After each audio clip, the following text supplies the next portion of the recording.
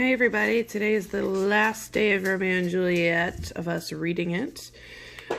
We are on Act 5, Scene 3. Children are awake, so hopefully they will be quiet. But let's hear how this play ends, okay? So, it is late Thursday night when Romeo and Juliet first met.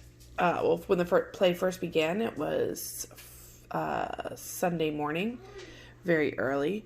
And they didn't meet until Sunday night. And now it is late Thursday night. And so they are outside of Juliet's tomb.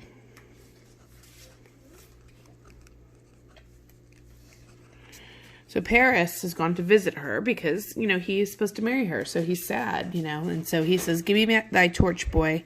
Hence and stand aloof. Yeah, put it out on the scene under the yew tree. Stay." And he tells here, "Listen, hold thy ear close to the hallowed ground, shall no foot upon the churchyard tread, because loose unfirm with digging up of graves." So he says, watch out for grave robbers. That was a thing. People would go and rob the graves. Okay, and he goes, "If you hear it, whistle to me." Okay, it's a signal that something approaches. And he says, "Give me those flowers." Okay, and then go. So his servant says, "Oh my goodness, I'm almost afraid to stand alone, but I'll do it." So Paris is placing the flowers, and he says, "Sweet flower, with flowers thy bridal bed I strew." Now there's that flower again. He's talking about Juliet. Okay, "with which sweet water nightly I will do." So how will he, think about this, how will he water these flowers nightly? Not with a hose, not with a watering can. He's going to water them with tears. Okay, and he says that here, "wanting that with tears distilled by moans." And so basically he says, "I will come nightly to stay here and weep." Okay, and then the page whistles. So he says, "The boy gives warning something is approaching. Who wanders this way to cross my obsequies with my true love's right?" Meaning, who's here to disturb my time of mourning and the fact that, my future wife would have been buried here. Okay, and so here comes Romeo and Balthazar. Now remember, Paris has no knowledge of Romeo. All he knows is that Romeo is like this terrible, horrible person. Okay? And so then Romeo says, "Give me that mattock and that wrenching iron." So mattock is wine. Remember, he needs something to put the poison into. And the wrenching iron is like a crowbar. And he says, "Here, take this letter." Remember, we talked about the letter the other day. And he says, "Early in the morning, give it to my Lord and Father. Give me light upon the life I charge thee. Whatever you hear, stand aloof, and do not interrupt me in my course while I descend into this bed of death. Is partly to behold my lady's face, but chiefly to take from her dead finger a precious ring, a ring that I must use in dear employment." So he goes, "I gave her a ring, and I need to go in there and take the ring back because I need money." So he says, "But stay away." He goes, "Be gone, but if you return to pry in what else I intend to do, I will tear thee joint by joint. He'll rip them apart and strew this hungry churchyard with thy limbs." Okay, so think about that. Why would the churchyard be hungry? Okay, and so that would be personification of the churchyard. Okay, and he says, "This time my intents are savage wild, more fierce than execrable far, than empty tigers or roaring seas," meaning I will harm you. And the churchyard is hungry because remember that that's where they would bury them, people. So he goes, "I'll be gone and I won't trouble you." And so he goes, "That shows me your friendship. Take this." And again, he gives him more money. So we talked about that before. Suicide, people write a letter, they give away all their possessions. So you've had that in the scene as well. So he goes, "Live and be prosperous, and farewell, good fellow." Now Balthazar says to himself, "For all this same I'll hide hereabout. His looks I fear, and his intents I doubt." Meaning he's going to disobey Romeo, and he's going to stay here and watch everything. And so Romeo now talks to the tomb. He says, "Thou detestable maw, thou womb of death, gorged with thy dearest morsel of the earth," meaning Juliet. "Thus I enforce thy rotten jaws to open, and in despite I'll cram thee with more food meaning himself." So he's going to put himself into the tomb and feed the tomb. Okay. And again, you can jot that that's personification again. That is the banished, and so Paris goes, "That's the banished haughty Montague that murdered my love's cousin, which the grief is supposed the fair creature died." So he thinks that Juliet died because she was mourning Paris, and now he's going to blame Romeo. Okay, and here he comes to do some villainous shame, negative word, to the dead bodies. "I will apprehend him." So he thinks he's there coming to do bad things to the bodies. And so he goes to arrest him. He goes, "Stop, unhallowed toil, vile Montague. Can vengeance be pursued further than death? Condemned villain, I do apprehend thee. Obey and go with me, for you must die." And Romeo says, "I must indeed, and therefore..." So he's like, "Yeah, I know I need to die. Therefore I came here. Good gentle youth, tempt not a desperate man. Fly hence and leave me." So he tells him, "Just go away. Think upon these gone. Let them affright thee, and I beseech thee, youth." So he doesn't know it's Paris.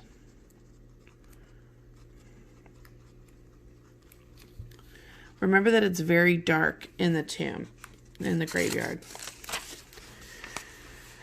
Okay, and he says, "Don't put another sin upon my head by urging me to fury. Be gone." He says, "Please, I can't do this." Okay. He says, "Go away. By heaven, I love thee better than myself, for I have come hither armed against myself. Stay gone, be gone, live, and hereafter say, a madman's mercy bid thee run away." Now notice here he says, "I love thee better than myself." Now, I just told you, he doesn't know who it is, but he's saying, "I love you more than I love myself, because I'm going to kill myself in a moment." Okay. And he says, "I do defy thee combination. I apprehend thee for a felon here." And he goes, "You're going to provoke me? Then have at me, boy." And so they draw and they fight. Okay, so notice he says, "Leave me alone. Don't add another sin to my list of sins. I killed Tybalt. Juliet died because of me, or at least so he thinks. And then don't add to my list of people that I've killed." But then all of a sudden, boom, they're going to fight. And then the servant goes, "I'm going to go and call for help." Okay. And then Romeo hits Paris, and Paris says, "Oh, I am slain. If thou be merciful, open the tomb and lay me in with Juliet." And he dies. He dead.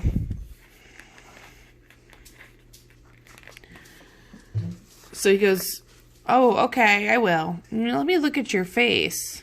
Oh, that's Count Paris. What said my man when he betossed my soul that didn't attend him as we rode? I think he told me Paris should have married Juliet. Or did I dream it so? Or am I crazy hearing him talk of Juliet to think it was so? Oh, give me thy hand." And then he says, "One writ with me is sour misfortune's book." There's that book again. Okay. And here we are, destiny, I'm full of problems. Okay. And then, so he opens the tomb, and he goes, "A grave, oh no, a lantern slaughtered youth, for here lies Juliet, and her beauty makes this vault presence full of light. Death lie there by a dead man interred." And he lays Paris in the tomb. And then he says, "How often when men are at the point of death, have they been merry, which their keepers call..." Now, hold on, he's by himself, talking to himself. So again, this would be a soliloquy. Now again, people would argue, well, Juliet's not really dead, but she can't hear him. So if you want to argue that it's a monologue, fine, because Juliet's there, but it's really a soliloquy. "Have they been merry, which their keepers call a lightning before death? Oh, I know, call this lightning." So remember all about like the fire and the powder. And you've got electricity. "Oh, my love, my wife, death hath sucked the honey of thy breath, hath no power yet upon thy beauty. Thou art not conquered." So it doesn't even look like you're dead, Juliet. It's a little ironic. Beauty is in sign yet, is crimson in thy cheeks and lips, and death's pale flag is not advanced there. So she doesn't seem dead. She doesn't look dead.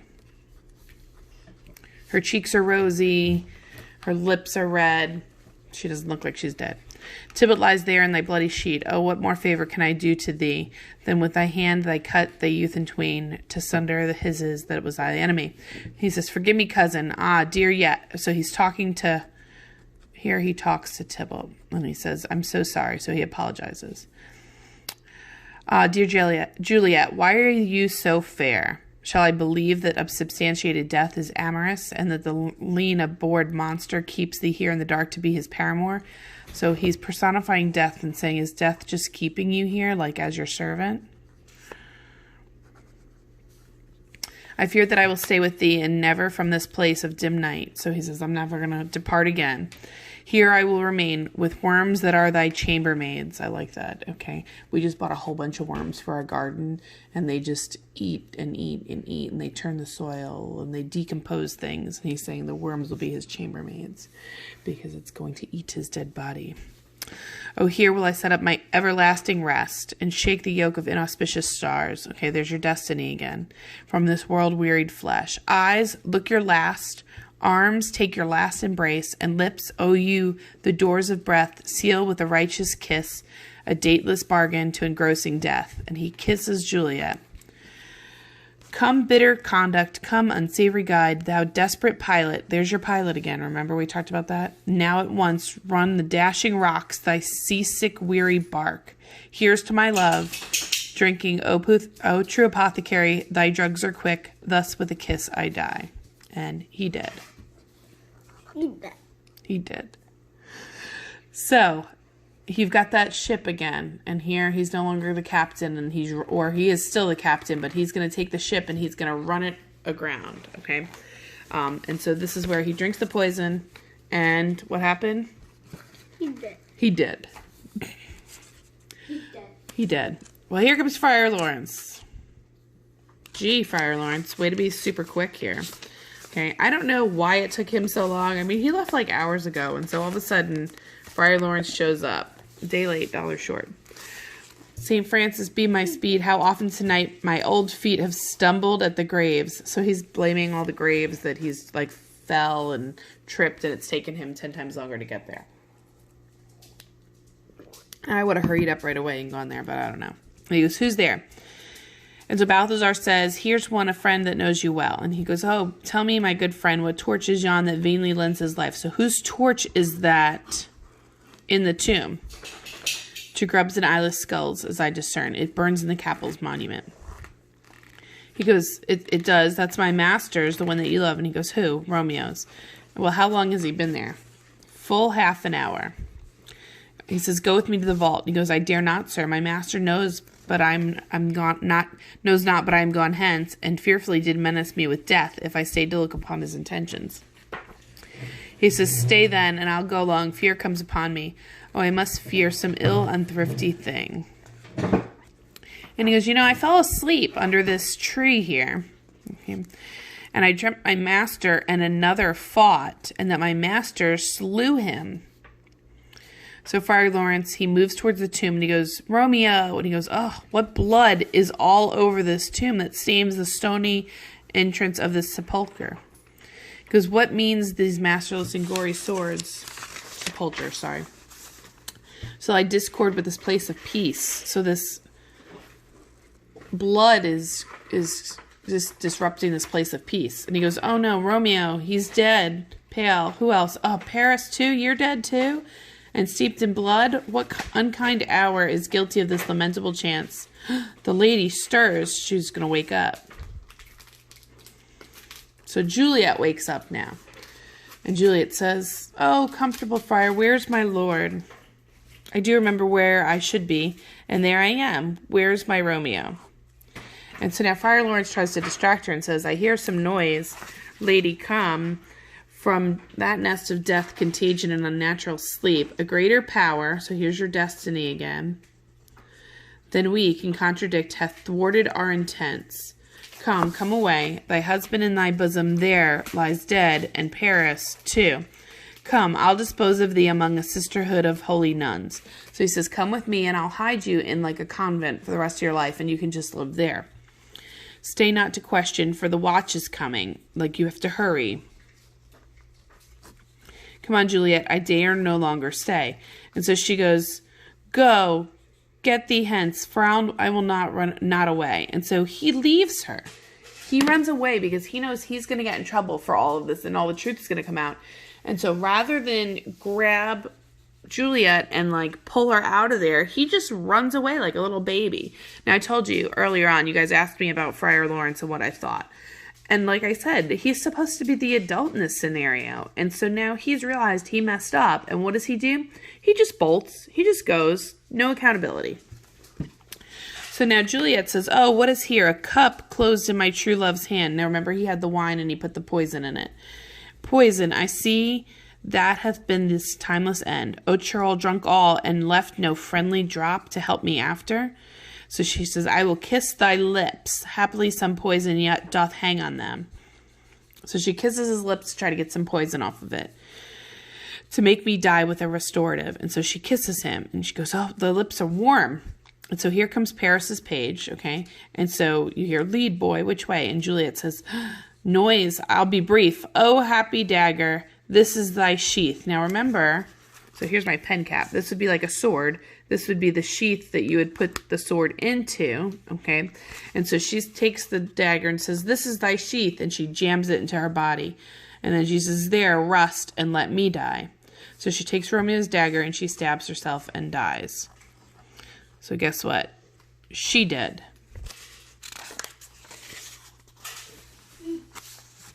My kids are listening to this. The page says, this is the place where the torch doth burn. Okay, the ground is bloody. Search, go find some of who you'll find. Pitiful sight, here lies Paris slain. Yeah, I'm going to just skim this as we go. Juliet's bleeding, warm, and newly dead. She's, oh, how is that possible when she's been here dead for 2 days? Go tell the prince, run to the Capulets, raise up the Montagues, others search. So he says, get everyone. Okay, we see the ground whereon those woes do lie, but the true ground of these piteous woes we cannot without circumstance descry. So you're going to notice we're switching back to rhyming again. Here comes Romeo's man, found him in the churchyard. Hold him safely till the prince comes. Now here comes Friar Lawrence, okay, and another one. Okay, so they found Romeo's guy, and now they find Friar Lawrence. And he goes, here's a friar that trembles and sighs and weeps. We took this mattock and the spade for him, and he was watched from the churchyard. He was coming from the churchyard. And he says, keep the friar here. Okay, now here's the prince. And he goes, what misadventure is so early up? There's those words. Whose misadventured piteous overthrows doth with their death bury their parents' strife. Okay, so the parents still haven't made up yet. Spoiler alert, they're going to make up in a second. He goes, why are you up so early? So right now it's probably Friday morning. It was, when we started, it was late Thursday night. Okay. And so Capulet comes in, and Capulet says, what should it be that so shrieked abroad? And Lady Capulet says, the people in the streets cry Romeo, and some Juliet, and some Paris, and all run with open outcry toward our monument. And the prince says, what is going, what fear startles in our ears? And so the first watch says, sovereign, here lies the county Paris slain, and Romeo dead, but Juliet is dead before, warm and new killed.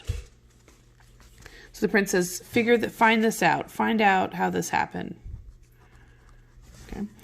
So first watch says, friar, here's the friar, and slaughtered Romeo's man with instruments upon thy death to open the dead man's tombs. And when he says slaughtered Romeo's man, he just means Romeo's guy, and Romeo's dead. Okay. And then he says, oh heavens, oh wife, look how our daughter bleeds. This dagger has mistaken her for his house. It's empty on the back of the Montague. So meaning that's Romeo's knife. He must have killed her. And it's missheathed in my daughter's bosom. So they're going to assume that Romeo killed Juliet and then he drank the poison. Okay. So she says, oh me, the sight of death is a bell that warns my old age to sepulchre. So he thinks Romeo killed So now the prince comes in and goes, Montague, you are early up to see thy son and heir down. And he goes, oh, my wife is dead tonight. What? Where did that happen? So she dead. Carter, what do you think about this? Let me say the next she that dies. No, that was the last person that dies. So how did she die? Grief of my son's exile has stopped her breath. So she died of a broken heart.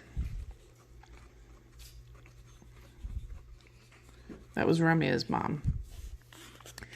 Oh, and he goes, what further woe conspires against my age? And he goes, look and see. So he sees that Romeo's dead. And he goes, oh, what happened in this to press thy father to a grave? So he says, seal up the mouth of outrage for a while. We can clear these ambiguities. Let's figure this out.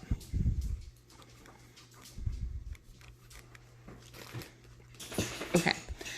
And know their spring in their head, true their descent. And then I'll lead the general woes of your woes and lead you even to death. Meantime, forbear and let mischance be slave to patience. There's that word patience. Bring forth the parties of suspicion. So here comes Friar Lawrence, and he goes, I am greatest able to do the least, yet most suspected in the time and place. Doth make me against me of this dire murder. And here I stand, both to impeach and purge myself condemned and my excused. So he goes, so say once what you know in this. And he goes, I'll be brief. Now, I always think this is funny because, he's not brief. This is a long speech. Oh, and other people are there. So if other people are on stage, is it a soliloquy or a monologue? Carter, what do you think? Soliloquy or monologue? Monologue. Very good. It's a monologue. Monologue. Many people are on stage, so it's a monologue. Soliloquy or solo.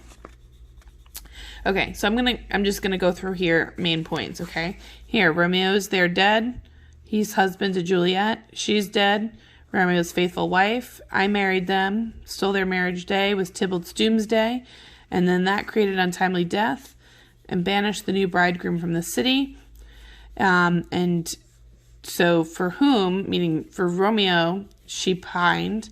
Okay, and then you wanted to remove the siege of grief from her. You betrothed her to Paris and had her marry Paris. And she came to me, and I thought she was gonna, she had some wild looks. I thought she was gonna kill herself. So we made up a plan for a second marriage to get out of the second marriage. Or in her cell, she would have killed herself. So he's kind of saying like, she would kill herself. What's up? What does it mean that I was married to them? Because usually only two people get married. That's right. You could only marry one person. So that's why this was a big problem. Okay. And then he gave her a sleeping potion, which he created. It took effect in the form of death. Okay. And then he wrote to Romeo that he should hither this night to help her come back from her barred grave, being the time, so that he should come back tonight. Okay, and being the time the potion's force should cease, but he which bore my letters, Friar John, was stayed by accident. So Friar John didn't do that. And yesterday I returned my letter. And then all at the prefixed hour of her waking came I to take her from her kindred's vault, meaning to keep her closely at my cell, till I conveniently could send to Romeo. But when I came, some minute before the time of her awakening, her untimely lay the noble Paris, Romeo dead already. She wakes, and I begged her to come forth and bear this work of heaven with patience. But a noise did scare me from the tomb, and so she, too desperate, would not go with me, and it seems did violence on herself. All this I know unto the marriage her nurse is privy, and if aught that's miscarried by my fault, let my old life be sacrificed some hour before his time. So he says, you can blame me. And so the prince says, we know that you are a holy man, okay? Let's see what Romeo's guy can say. So Balthazar said, I brought my master news of Juliet's death, and in his post he came from Mantua.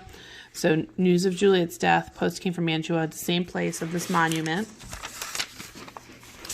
This letter he bid me, his father, and threatened me with death, going to the vault, and I departed and left him there. So she says, give me the letter, I'll look on it. Where's the county's page that he raised? So he reads the letter. Okay, so he says, Paris came to strew flowers on his lady's grave, told me to stand here, so I did, and then I ran away, to call the watch. So he reads the letter and he says, the letter doth make friars' words their course of love, their tidings of their death. And here he writes that he did buy poison of a poor apothecary, and therewithal came to... So he snitched on that apothecary that he made forced to buy the poison. There all came to this vault to die and lie with Juliet. Where be these enemies? Capulet Montague, see what scourge is laid upon your head. So he understands what happened. Okay. And he says, see what scourge is laid upon your hate, that heaven finds means to kill your joys with love. It's a little paradoxical. Kill your joy with love. Have lost a brace of kinsmen, and I, with your discords too, have lost brace of kinsmen, and all are punished. Because of this feud, there's been a lot of things lost. Oh, brother Montague, give me thy hand. This is my daughter's jointure, for no more can I demand. So they make up. But I can give thee more. I'm going to ray her statue in pure gold. So he's going to make a statue for Juliet. Okay, that while she's Verona, by no name is known. That while Verona by that name is known, there shall be no figure at such rate be set as that of true and faithful Juliet. So that Juliet, notice we've switched now back to couplets. Okay. And so we're going to raise the statue up in Juliet because she tried to be honorable and stay true to her husband. As rich shall Romeo's by his lady lie, poor sacrifices of our enmity. A glooming peace, so the prince's last words, glooming peace of this morning with it brings. The sun for sorrow will not show its head. Go hence and have more talk of these sad things. Some shall be pardoned, and some shall be punished. For never was a tale of a story of more woe than this of Juliet and her Romeo. And on a couplet. The end. Okay, beautifuls. I'm going to try to get a Sign Up Genius going. I'm working on it now. It seems like it's a lot of work to create it. I may just have you check in and tell me what time you want to meet with me, but I'm going to post something for you to sign up, essentially for you to show me your annotations. So basically you'll come on Zoom and you will, I'll say, go ahead, flip through your book for me, and you show me your book that it's been annotated, and I may make you stop on a certain chapter, certain point, and look over what you have there, and I'll give you a grade. Okay, make sure you're working on your embedded assessments this week. You will see that they are it's posted on Edsby. You may work with somebody in another class, as long as it's my class, so my period 8 if you'd like. But you're going to do these things over the computer. Additionally, your attendance question is going to be, name one of the people who died in the scene. That's an easy question. All right. Catch you later. Message me if you have any questions.